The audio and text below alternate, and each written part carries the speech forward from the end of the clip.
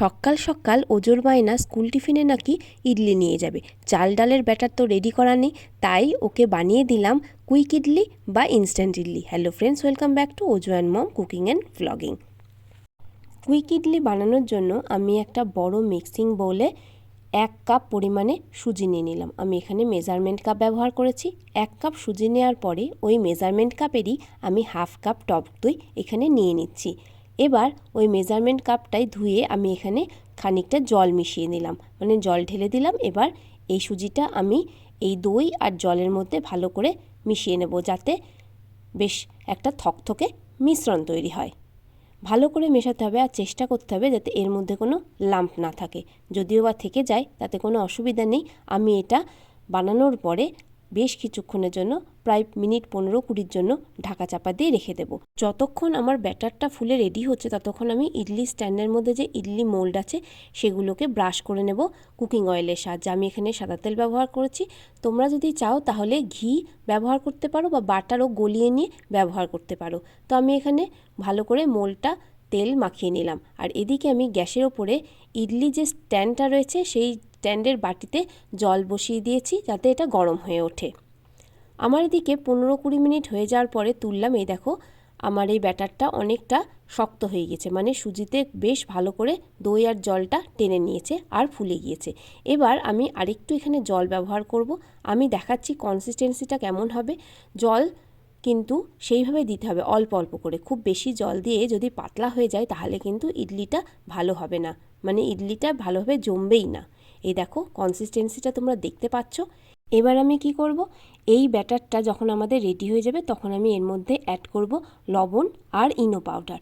আমি এখানে লবণটা প্রথমে ব্যাটারের মধ্যে দিতে ভুলে গেছিলাম বলে একেবারে ইনো পাউডারের সঙ্গে মিশিয়েই দিয়ে নিচ্ছি। ইনো পাউডার দিলে কি হবে, আমাদের যে ইডলিটা হবে সেটা খুব নরম হবে আর ফ্লাফি হবে। এই দেখো আমি এখানে ইনো পাউডারটা ভালোভাবে মিশিয়ে নিচ্ছি।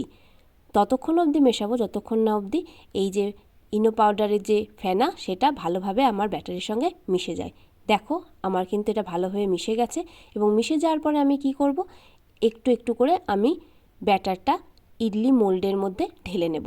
খানিকটা করে কিন্তু ফাঁকা রাখবো, একদম ভর্তি করে দেব না, কারণ এটা কিন্তু পরে আবার ফুলবে।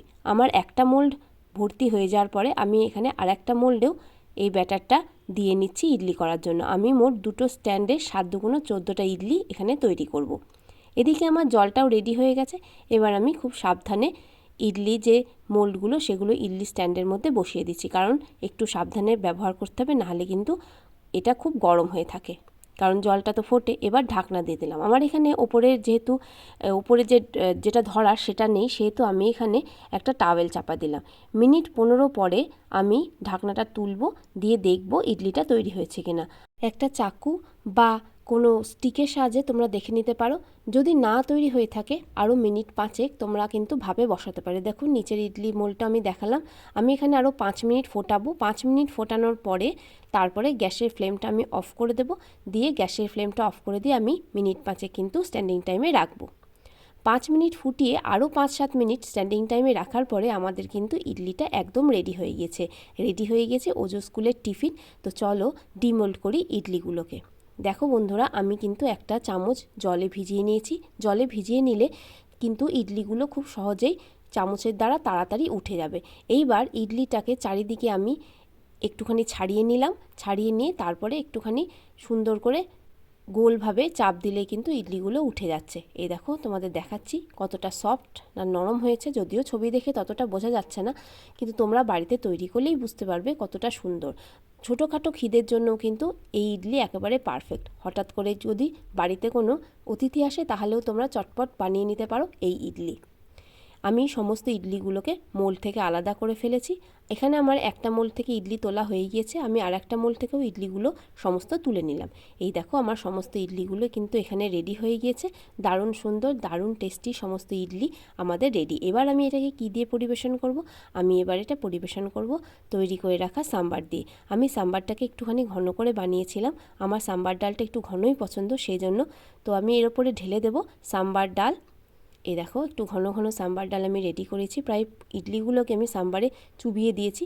এবার ওপর থেকে আরও 3-4টে ইডলি আমি এখানে দিয়ে দিচ্ছি। আর তার উপরেও আমি কিন্তু দিয়ে দেবো একটু সাম্বার ডাল। সাম্বার দিয়ে আমার ইডলি খেতে খুব ভালো লাগে। আর এটাই আজকে স্কুলের টিফিন। যদি ভালো লাগে অবশ্যই লাইক, শেয়ার, কমেন্ট করো। নতুন বন্ধুরা চ্যানেলটা সাবস্ক্রাইব করো। অবশ্যই বেল বাটন ক্লিক করো যাতে আমাদের দেওয়া ভিডিও তোমাদের কাছে পৌঁছায় সবার আগে। আর এতক্ষণ ধরে তোমরা যে ভিডিও দেখলে তার জন্য তোমাদের জানাই অসংখ্য ধন্যবাদ।